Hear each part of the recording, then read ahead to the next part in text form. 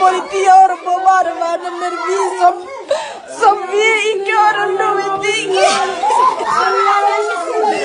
Ingen hører på oss, vi gråter, vi har... Hva er det her?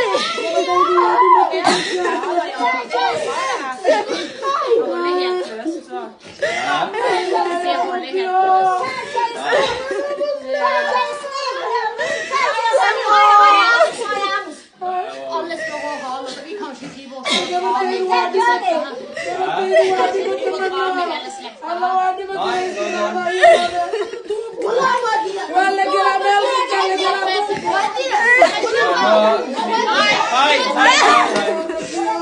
noe litt mer hysteriske her også, da.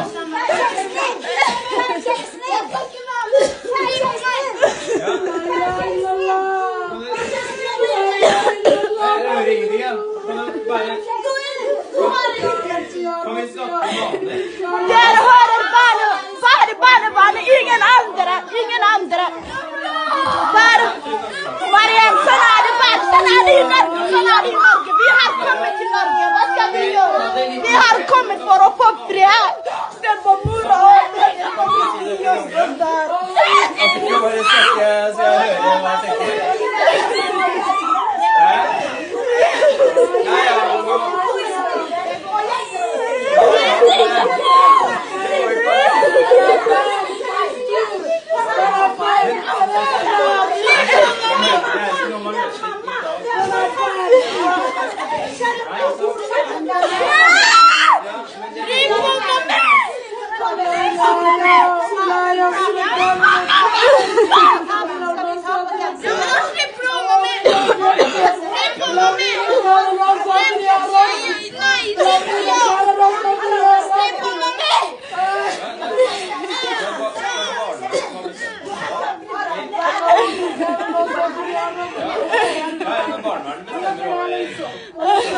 Barbar som bestemmer alt, men det var bestemt at noen familie skal leve sånn der.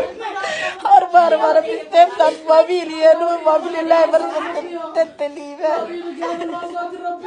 Det skal gjøres sånn, og så får man rydde og ordne opp i dette. Ja, dere har makt over oss, så vi kan ikke gjøre, vi har ingen rettigheter.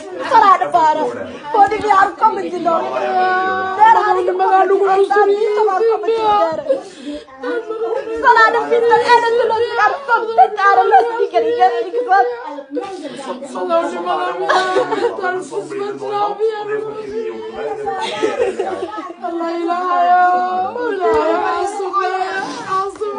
Det står at det ikke er ønskelig, men dette er noe dere har visst.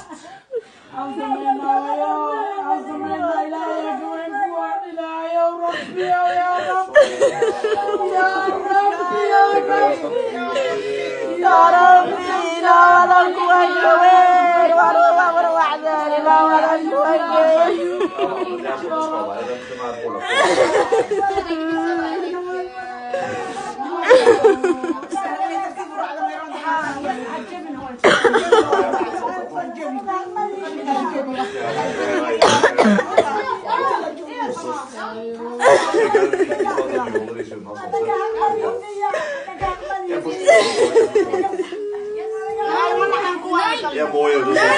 Hvis du ikke kommer, så må jeg gjøre det sånn.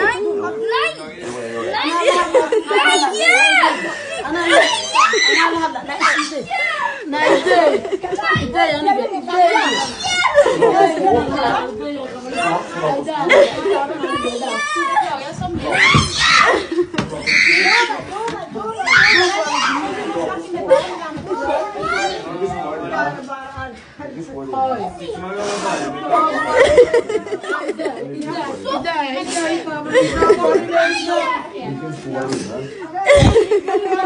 Vicky,